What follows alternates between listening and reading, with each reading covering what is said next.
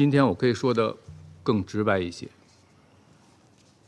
第一，如果中国真的向俄罗斯提供军事补给，那战场的局势早就不是今天这个样子。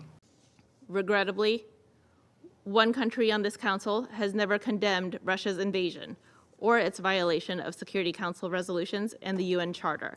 Instead, it has given Putin its support. Beijing claims it has strict export controls in place for its dual-use exports. And yet, China continues to support Russia's defense industrial base with those exports. China's exports directly fuel Russia's war against Ukraine and its attacks against civilian infrastructure. This support makes China the decisive enabler of Russia's war. 主席，一段时间以来，包括今天，美国代表在安理会审议乌克兰问题时，持续传播虚假叙事，对中方进行污蔑抹黑，这完全不可接受。美方的观点概括起来无非是3点：第一，中国向俄罗斯提供军事补给；第二，中国向俄罗斯提供政治掩护；第三，如果没有中国支持俄罗斯，战争早已结束。这3点都是彻头彻尾、地地道道的谎言。在此前的会议上，我已经多次回应过美方的谬论。今天我可以说的更直白一些。第一，如果中国真的向俄罗斯提供军事补给，那战场的局势早就不是今天这个样子。第二，如果真的中国向俄罗斯提供了政治掩护，我们就不会在公开场合反复强调各国的主权和领土完整都应该得到尊重，应该遵守联合国宪章的宗旨和原则。第三，如果中国真的不希望战争早日结束，我们就不会派遣特别代表多次开展穿梭外交，也不会同全球南方国家一道发起成立乌克兰危机和平之友小组。事实上，自乌克兰战争爆发以来，美方就开始借机推进地缘战略，服务自身议程。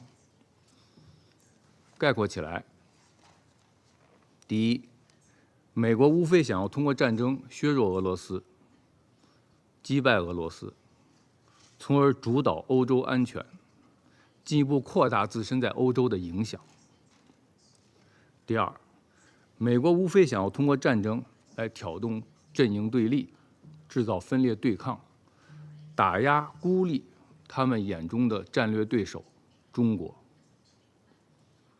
第三，美国无非想要通过战争来塑造自己的正面形象，来对冲国际社会对其在中东问题上的负面评价。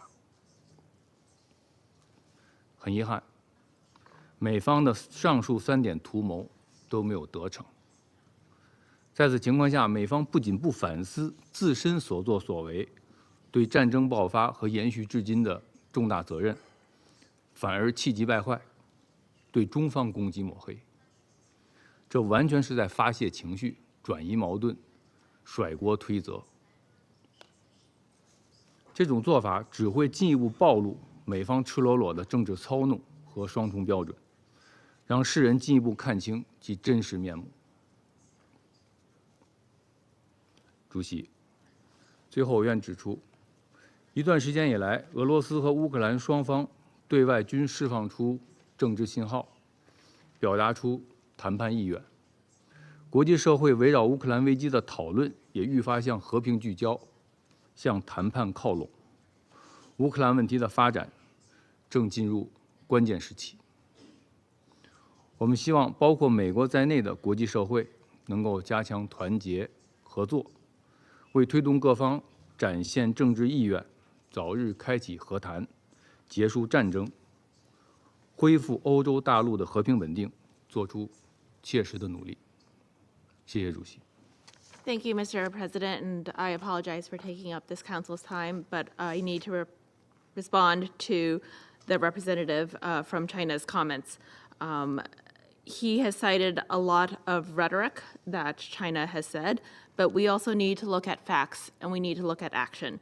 The United States is not smearing China.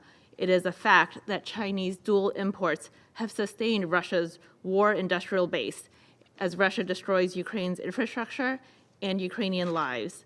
There is a responsibility here from China, and I ask my colleague from China, where is your condemnation of Russia? And where are your calls for Russia to end the war? If you are uncomfortable with the factual statements that we are making, the United States will stop calling out China for enabling Russia's war once we see that China is taking the steps to do so. Thank you. 谢谢主席，我会很简短。我只想提醒一下美国代表，如果他认真听取了其他安理会成员的发言，他就不难发现，其他14个安理会成员发言的内容各不相同，各有侧重，并不跟美方的发言都保持一致。但这并不意味着其他国家的发言就不正确。每个国家有权来决定自己怎么发言。美国没有资格对他国的发言进行评判，也没有权利来告诉他国该说什么，不该说什么。中国在乌克兰问题上的立场客观公正，经得起历史检验。